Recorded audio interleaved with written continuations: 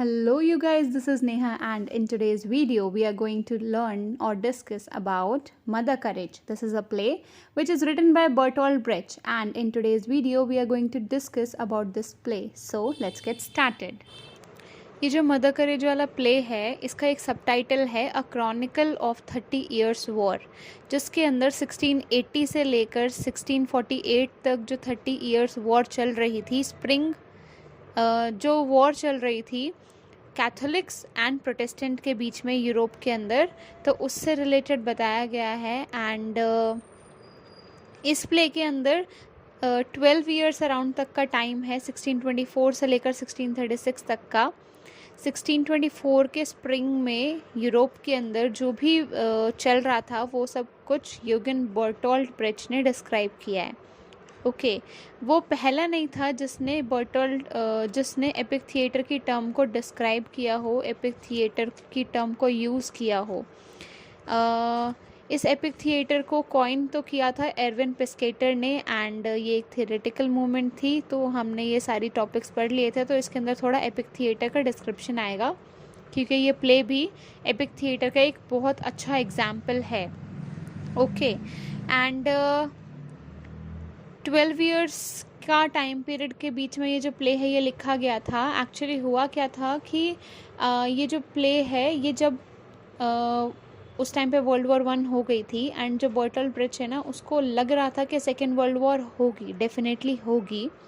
तो इसने क्या किया, सोचा कि है ना, मैं वर्ल्ड वॉर 2 होने से पहले या वो हो उससे पहले ही है ना एक वर्क लिख देता हूँ, ताकि जो रीडिंग पब्लिक है वो पढ़े एंड उसको थोड़ी वो वॉर्न रहे, या फिर मतलब बिवेयर रहे, थोड़ी अवेयर रहे कि हाँ सेकेंड वर्ल्ड वॉर होने वाली है, या तो वो रुक जाए या फिर वो होने के जो भी डिस्ट्रक्शंस होते हैं, जो भी तबाही मचती है, वो सब कुछ ना हो। ठीक है, तो इसीलिए ये प्ले लिखना शुरू हो गया था।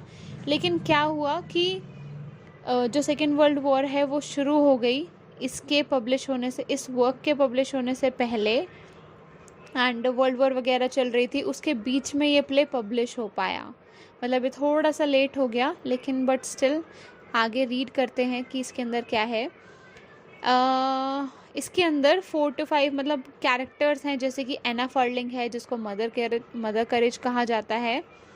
उसका सबसे बड़ा बेटा है एल्डर सन, जिसका नाम है एलिफ, जो कि स्ट्रॉन्ग है, फर्म डिज़ायर वाला है, मतलब ब्रेव है। ठीक है, सेकेंड नंबर पे आता है स्विस चीज़, वो भी इसका एक बेटा है, सन है, जो कि बहुत ज़्यादा ऑनेस्ट है, इनोसेंट है, स्टूपिड काइंड ऑफ है, जल्दी से बातों में आ जाता है, चीज़ी काइंड ऑफ। एंड कैटरीन जो है इसकी डॉटर है, लास्ट थर्ड। एंड ये बहुत ज़्यादा काइंड है एंड बहुत ज़्यादा लॉयल है, बहुत ज़्यादा काइंड है ये, बहुत ज़्यादा। एंड ये हमेशा म्यूट रहती है, बिकॉज़ इसके साथ कुछ ऐसा हुआ जिसकी वजह से ये डम रहने लग गई, म्यूट रहने लग गई। ओके, एंड एक कुक है, एक यूविता पोशियर है। यूविता पोशियर कौन है, एक आर्मी प्रोस्टिट्यूट है और करेज की फ्रेंड है। और जो कुक था ना, वो आर्मी, ये जो सोल्जर्स वगैरह वाली जो आर्मी है उसके अंदर कुक का काम करता था। एंड एक चैपलिन है, चैपलिन जो है वो आर्मी का प्रीस्ट है। ओके, सो स्टोरी स्टार्ट करते हैं। ये जो स्टोरी है ये बिगिन होती है स्प्रिंग 1624 में यूरोप में। जो ओल्ड वुमेन है एना फर्लिंग, दैट मीन्स मदर करेज यहाँ पे बोला जाएगा इसको, तो मैं मदर करेज ही बोलूँगी बार बार। तो जो मदर करेज है वो ओल्ड है, एंड वो वैगन लेके, अपनी कैंटीन वैगन लेके जा रही होती है। वो क्या काम करती थी, जो भी वॉर वगैरह में जो भी सोल्जर्स होते हैं उनसे रिलेटेड जो भी फूड आइटम्स हैं, अल्कोहल है, ब्रेड है, फ्रूट्स है, तो ये सब जो हैं इन सब चीज़ों की सप्लाई किया करती थी, ताकि वॉर के टाइम पे इसको ज़्यादा फ़ायदा हो। तो ये हमेशा विश करती थी कि वॉर जो है वो कंटिन्यू रहे एंड इसको ज़्यादा से ज़्यादा फ़ायदा हो, प्रॉफिट हो। ठीक है, तो ऐसे ही जब वॉर का टाइम चल रहा था, तब उस टाइम पे ये जा रही थी अपने बच्चों के साथ, स्विस एलिफ के साथ, स्विस चीज़ और एलिफ के साथ। एंड व्हाट हैपन्स कि 2 ऑफिसर्स जो हैं स्वीडन आर्मी के, एंड वो इसको रोक लेते हैं। एक तो था रिक्रूटिंग ऑफिसर और दूसरा था सर्जेंट, ठीक है। तो वो बोलते हैं, जैसे ही वो इसके बच्चों को देखते हैं, मदर करेज के बच्चों को, तो वो बोलते हैं कि कितना स्ट्रांग दिख रहे हैं एंड ऐसे ऐसे थोड़ी उनकी तारीफ़ करते हैं। देन वो बोलते हैं कि एलिफ को ना आर्मी ज्वाइन करवा दो। They ask Eilif to join the army and जो मदर करेज होती है ना वो डिनाई कर देती है। लेकिन एलिफ जो है वो बहुत ज़्यादा स्ट्रॉन्ग है एंड इतनी फर्म डिज़ायर वाला है, तो उसके अंदर एक्स्ट्रा ऑर्डिनरी जो ये पर्सनालिटी थी, जो भी ये ट्रेट था, सबके सब ऐसा ही होगा कि अपने अपने एक जो कैरेक्टरिस्टिक है, इनकी जो एक स्ट्रॉन्ग ट्रेट है ना, उसकी वजह से ये सारे के सारे बच्चों की डेथ हो जाएगी। तो सबसे पहले जो एलिफ था उसका क्या ट्रेट था, स्ट्रॉन्ग और फर्म डिज़ायर वाला, कि अगर उसने एक बार ये सोच लिया कि ये करना है, दैट मीन्स करना है। तो एलिफ जो है वो एग्री हो जाता है कि हाँ मैं आर्मी में ज्वाइन होऊंगा, मैं स्वीडिश आर्मी के लिए काम करूँगा। तो मदर करेज को जो रिक्रूटिंग ऑफिसर है वो बातों में लगा लेता है and they both started talking कि नहीं नहीं नहीं नहीं, मैं अपने बच्चे को ऐसे आर्मी में ज्वाइन नहीं होने दूंगी। एंड जो एलिफ है उसको ये जो सर्जेंट है ये साथ में ले जाता है एंड ट्रेनिंग वगैरह वहाँ पे जाके कराता है। और जो फिर मदर करेज क्या था, मानना पड़ा। एंड जो मदर करेज है वो इतने टाइम तक उससे मिल भी नहीं पाई। एक दिन ये खबर आती है कि जो एलिफ है ना वो अपने स्ट्रॉन्ग डिज़ायर की वजह से मर जाएगा। कैसे कि सर्जन जो है वो उसको ले जाता है, ट्रेनिंग वगैरह होती है उसकी, एंड जो मदर है वो उसके बहुत टाइम तक नहीं मिल पाती। फिर 2 साल बाद क्या होता है कि जो मदर है वो स्वीडिश कैंप जाती है ताकि वो अपने बच्चे को देख सके, एलिफ को देख सके, एंड वो लड़ने लग जाती है कुक से, ठीक है। जो कुक था वो स्वीडिश जनरल के लिए खाना बनाता था। जो मदर है फिर वो लड़ने लग जाती है। क्योंकि हैन के लिए, जो कुक है वो उससे लड़ रहा था हैन के लिए।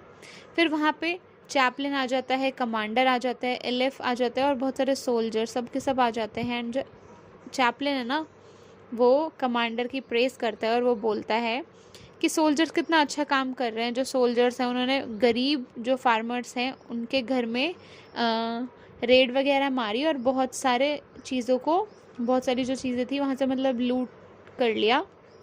लूट ली। एंड जो मदर करेज है वो बोलती है कि इसे ब्रेवरी नहीं कहते, ऐसे जो तुमने जो पुअर फार्मर्स के लिए किया है, that is not called bravery, it doesn't means bravery. And वो ये जो प्रेजेस जो तुम्हें मिल रही है ना, ऐसा कुछ भी नहीं है, ओके। फिर ना 3 साल का गैप हो जाता है, 3 साल का लैप्स। तब स्विस चीज़ जो है उसको एज अ पे मास्टर जॉब मिल जाती है आर्मी में, उसकी ही ट्रेनिंग ले रहा था वो। तो मदर करेज थोड़ी सी खुश होती है कि चलो ठीक है, आर्मी के अंदर इस पोस्ट पे रिक्रूट हुआ है, एटलीस्ट उसको गोली वगैरह नहीं खानी पड़ेगी और मेरा बच्चा थोड़ा सिक्योर्ड है, ओके। एंड स्विस चीज़ जो है वो पे मास्टर की जॉब लग जाती है उसकी आर्मी के अंदर। एक गर्ल है युविता पोशियर, जिसका मैंने नाम बताया था, जो कि आर्मी प्रोस्टिट्यूट है और मदर करेज की फ्रेंड है। युविता पोशियर जो है वो मदर करेज के साथ होती है। एंड मदर करेज, कुक और पोशियर ये तीनों की तीनों बात कर रहे होते हैं। उस टाइम पे जो युविता पोशियर है ये एक सॉन्ग गाती है जिसका नाम होता है फ्रैटरनाइजेशन सॉन्ग, FRATERNIZATION, फ्रैटरनाइजेशन सॉन्ग, ठीक है। फ्रैटरनाइजेशन सॉन्ग गाती है। एंड सडनली क्या होता है कि ये ना कैथोलिक्स की जो आर्मी थी वो वहाँ अटैक कर देती है। अब ये तीनों के तीनों वहाँ पे थे एंड फिर क्या होता है कि कैथोलिक्स की आर्मी वहाँ पे सरप्राइजली अटैक कर देती है एंड जितने भी जो प्रोटेस्टेंट्स होते हैं ना वो भाग जाते हैं। स्विस चीज़ जो था वो भी एक प्रोटेस्टेंट था, तो इसलिए वो भी भाग जाता है। जो मदर करेज है और जो युविता पोशियर है वो प्रिटेंड करते हैं कि वो प्रोटेस्टेंट्स नहीं, वो कैथोलिक्स हैं। जैसे ही कैथोलिक्स वहाँ पे आते हैं तो वो प्रिटेंड ऐसे करते हैं कि वो कैथोलिक्स हैं एंड ताकि वो बची रह सके। जैसे ही स्विस चीज़ भागता है ना तो स्विस चीज़ के पास एक कैश बॉक्स होता है जिसको वो छुपा के चला जाता है, नदी में फेंक देता है ताकि वो बचा रह सके उन प्रोटेस्टेंट्स, उन कैथोलिक्स से वो बचा रह सके। अब जो कैथोलिक्स हैं क्या होता है कि वो जो स्विस चीज़ है वो रिवर में उस कैश बॉक्स को फेंक के चला जाता है, क्योंकि वो तो उस स्वीडिश आर्मी का होता है ना। एंड जॉब क्या करता था, वो पे मास्टर की, तो उसके पास बहुत सारा कैश था। तो वो क्या करता है, उस बॉक्स को रिवर में फेंक के चला जाता है। समहाउ जो कैथोलिक्स हैं वो स्विस चीज़ को पकड़ लेते हैं, एंड जो मदर करेज है उसको ये खबर मिलती है, she gets to know about it, और फिर वो बाद में कैथरीन को भी बताती है और युवित पोशर को भी बताती है कि अब मैं क्या करूं, जो कैथोलिक्स हैं उन्होंने मेरे बेटे स्विस चीज़ को पकड़ लिया है। ऐसा करती हूँ, अपनी वैगन को सेल कर देती हूँ और जो भी मनी मिलेगा उससे उसकी बेल करा लूँगी कैथोलिक्स से। ओके। और फिर वो सोचते सोचते इतना टाइम लग जाती है कि मैं अपनी जो ये वैगन है इसको बेचूँ या नहीं बेचूँ, बिकॉज यही एक लास्ट मेरे पास है सर्वाइवल का तरीका। मैं अपने बच्चों का भी पेट इसी से ही पालती हूँ, तो क्या करूँ, बेचूँ या नहीं बेचूँ। और बहुत टाइम लगा देती है वो सोचने में, जिसकी वजह से जो कैथोलिक्स हैं वो स्विस चीज़ का मर्डर कर देते हैं एंड उसको 11 टाइम शॉट करते हैं on his head. Then what happens कि जो स्विस चीज़ की बॉडी है उसको मदर करेज के पास लेके आया जाता है। एंड मदर करेज पता क्या बोलती है कि मैं नहीं जानती इसको, ये पता नहीं कौन है, मैं तो कैथोलिक्स हूँ, मैं कोई प्रोटेस्टेंट वगैरह नहीं हूँ, फेंक दो इसकी बॉडी को, मेरे को नहीं पता। ओके। कुछ डेज पास हो जाते हैं, जो कैथोलिक्स हैं वो सबकी लाइफ्स को बिल्कुल ऐसी तैसी मचा देते हैं, ठीक है, र्यून कर देते हैं। एंड एक दिन क्या होता है, जो वैगन है वो भी तोड़ी जाती है। जो कैथोलिक्स है ना, वेगन एक जगह पे खड़ी थी एंड जो कैथोलिक्स हैं वो उसके ऊपर अटैक कर देते हैं, तो जो कैथोलिक्स हैं उनकी वजह से वो वेगन जो है वो टूट जाती है, ठीक है। लेकिन फिर भी वो बोलते हैं कि हमने तो नहीं तोड़ी वैगन, और तोड़ी भी है तो फाइन तो तेरे को भरना पड़ेगा। तो इसलिए मदर करेज जो है उसको फाइन भरना पड़ता है वैगन टूटने का, जबकि उसकी खुद की वैगन टूटी होती है, ठीक है। एंड फिर वो कॉलोनल के पास जाती है, जो हेड कॉलोनल होते हैं उनके पास जाती है कैथोलिक्स के। लेकिन वो वहाँ पे जाके कंप्लेन करने के लिए तो जाती है, लेकिन वहाँ पे कुछ ऐसा होता है कि वो एक सोल्जर से मिलती है एंड उसके बाद वो कंप्लेन नहीं करती। ओके। वो सोल्जर भी वहाँ पे कंप्लेन करने के लिए आया होता है एंड वहाँ पे ये एक और सॉन्ग गाती है जिसका नाम होता है सॉन्ग ऑफ ग्रेट कैपिटुलेशन, ठीक है। May be something like of कि तुम्हारे पास ज़्यादा पैसा है तो ज़्यादा बनोगे क्या। ओके। लेकिन वहाँ पे जाके कंप्लेन नहीं करती एंड फिर वापस आ जाती है। तो जो चैपलिन है वो बताता है उसको कि जो वॉर है ना वो किसी भी टाइम पे, मतलब जो वॉर है मुझे नहीं लगता ज़्यादा ख़त्म होने के चांसेस हैं, मतलब कि जो वॉर है it will never end according to him. Okay. And वो एडवाइस करती है कि ज़्यादा से ज़्यादा जो ईटेबल्स का स्टॉक है ना वो इकट्ठा कर लो लो लो प्राइजेस पे, और जैसे ही जो वॉर है वॉर, क्योंकि मेरे को नहीं लगता वो वॉर जो है वो ख़त्म हो जाएगी जल्दी ही, तो you should bring some kind of stocks and eatables, तो जिसकी वजह से तुम उसको हाई प्राइस पे फिर बेच पाओगे अपने सप्लायर्स को एंड प्रॉफिट मिलेगा बहुत ज़्यादा। तो वो जो तो है ना, जो मदर करेज है वो कैटरीन को टाउन की साइड भेज देती है ताकि वो कुछ ईटेबल्स वगैरह ख़रीद लाए एंड फिर वो प्रॉफिट कमा पाएँ। तो जो कैथरीन है वो जब वापस आ रही होती है तो सोल्जर्स उसके ऊपर अटैक कर देते हैं एंड सोल्जर्स भी कौन से, आर्मी के जो सोल्जर्स थे ना उन्होंने ही कैटरीन को ह्यूमिलिएट करने की कोशिश करी, मोलेस्ट करने की कोशिश करी, जिसकी वजह से अपने आप को बचाने के भी चक्कर में उसके ना स्कार लग गया था फोरहेड पे। ओके। तो जो ये थोड़ी सी मतलब सेक्सुअली ह्यूमिलिएशन हुआ। ओके। तो जो मदर करेज है वो बोलती है कि पता नहीं मेरी बेटी की शादी कैसे होगी, क्या करूँगी मैं, अब तो इसके एक तो इसने अब बोलना ही छोड़ दिया है कि अगर मतलब इसके साथ ऐसा ऐसा हुआ तो ये अब डम हो गई है, बिल्कुल कुछ भी नहीं बोलती, बिल्कुल म्यूट हो गई है, और अब इसके फेस पे स्कार भी हो गया, तो अब मेरी बेटी से शादी कौन करेगा। उसका जो बिज़नेस है, अब क्या हुआ कि उसने सोचा कि अब स्टॉक्स वगैरह तो इकट्ठे हो गए तो प्रॉफिट वगैरह बहुत ज़्यादा मिलेगा। लेकिन वन डे व्हाट हैपन्स, जो स्वीडिश किंग है ना कैथोलिक्स का, वो सुसाइड कर लेता है और कुछ टाइम के लिए पीस आ जाता है। अब मदर करेज तो थोड़ी सी टेंस्ड हो गई क्योंकि बेचारी ने इतना ईटेबल्स वगैरह इकट्ठा किया था, अब क्या होगा? ओके, अब वो अगर बेचना चाहेगी तो वो बहुत कम प्राइस में बिकेगा, तो इससे उसका लॉस होगा। तो वो युवितपोशिर बहुत टाइम बाद मदर करेज के पास आती है। उसके लुक्स थोड़े से स्ट्रेंज होते हैं अभी फ़िलहाल वो, जैसे कि वो पहले प्रोस्टिट्यूट थी, लेकिन अभी वो फ़िलहाल एक वेल्दी पर्सन बन के आई है। वेल्दी पर्सन क्योंकि उसने शादी कर ली थी एंड उसने जो उसका हस्बैंड था उसने अपनी लाइफ सैक्रिफाइस कर दी अपने देश के लिए, and now she is a window. Okay, window है वो अभी, और वो जल्दी ही कुक से शादी करने वाली है क्योंकि उसका लॉन्ग लॉस्ट लवर था वो। ओके, बहुत बड़ी प्रपोज वगैरह किया होगा। देन जो मदर करेज है वो कॉन्टिन्यूसली अपने स्टॉक्स बेचती रहती है। जो एलिफ है वो फार्मर्स से एक दिन लड़ता है। ओके, वो ना फार्मर्स के स्टॉक को रॉब करने की कोशिश करता है, लूटिंग वगैरह करने की कोशिश करता है, लेकिन क्योंकि पीस था तो उसको अरेस्ट कर लिया गया एंड इस क्राइम के लिए, और जिसकी वजह से ही वॉज एग्जीक्यूटेड, मर्डर कर दिया गया। ओके, तो स्विस चीज़ भी मर गया, एलिफ भी मर गया। जो मदर करेज है वो कोई इन्फॉर्मेशन नहीं मिलती उसको कि एलिफ जो है वो मर चुका है। चैपलिन भी कहीं चला जाता है, मदर करेज और जो कुक हैं वो फ्रेंड्स बन चुके हैं, और पीस की वजह से मदर करेज को कोई प्रॉफिट नहीं मिल रहा, तो इसीलिए उसने सोचा कि कुछ भीख मांग लेती हूँ, बेग कर लेती हूँ। जो कुक की मदर है ना, अभी तो दोनों फ्रेंड्स बन गए, तो कुक की जो मदर है ना वो शी गॉट डाइड, एंड जिसकी वजह से वो एक ग्रेट सी होटल एलिनेमी छोड़ के गई है, एंड जिसकी वजह से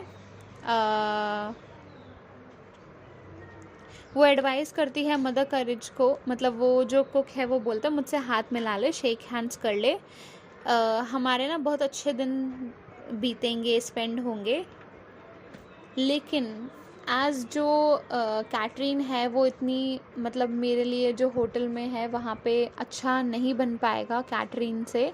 कैटरीन जो है वो इतनी सुंदर नहीं दिखती एंड वगैरह वगैरह, तो जो कस्टमर्स है वो अट्रैक्ट नहीं कर पाएगी, तो जिसकी वजह से कैटरीन को यहीं छोड़ के जाना पड़ेगा। ओके, कैटरीन के बिना तुझे मेरे साथ हाथ मिलाना पड़ेगा एंड अकेले करना पड़ेगा जो करना पड़ेगा मेरे साथ। ओके, तो जो मदर करेज है वो मना कर देती कि मैं अपनी बेटी को छोड़ के कहीं नहीं जाऊंगी, तू जा अकेले। एक दिन क्या होता है कि कैटरीन जो है वो इतनी काइंड हार्टेड है, ठीक है, एंड जो मदर करेज है इनका जो वैगन था ना वो एक फार्मर के एरिया में रखा था।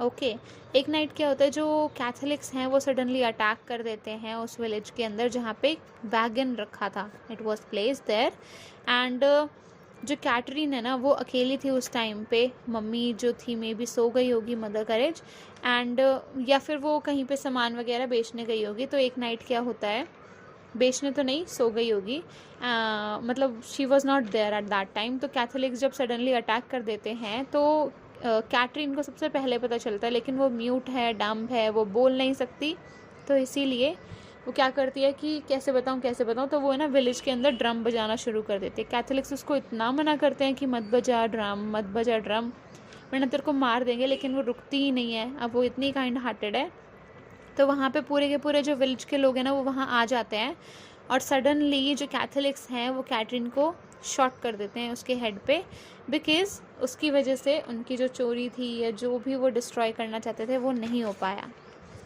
मदर करेज जो है वो आती है, कैटरीन को अपने लैप पे लिटाती है, एंड वो लल्लबी वगैरह गाती है रो रो के, एंड वो विलेजर्स को फिर कहती है कि कैटरीन को ना बरी कर देना, मुझे बिज़नेस के लिए, अपनी सर्वाइविंग के लिए जाना है, फिर से अपने बिज़नेस पे जाना है, और उनको कुछ मनी देके और फिर वो वहाँ से चली जाती है।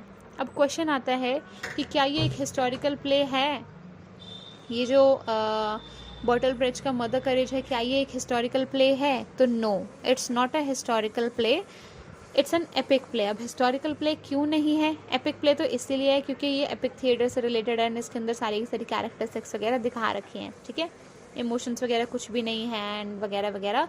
एंड हिस्टोरिकल प्ले इसलिए नहीं है क्योंकि माना कि ये हिस्ट्री की जो 30 ईयर्स वॉर थी उससे रिलेटेड है, जो प्रोटेस्टेंट एंड कैथोलिक्स की लड़ाई हुई थी उससे रिलेटेड है, लेकिन इसके जो कैरेक्टर्स हैं वो रियल वाले नहीं हैं।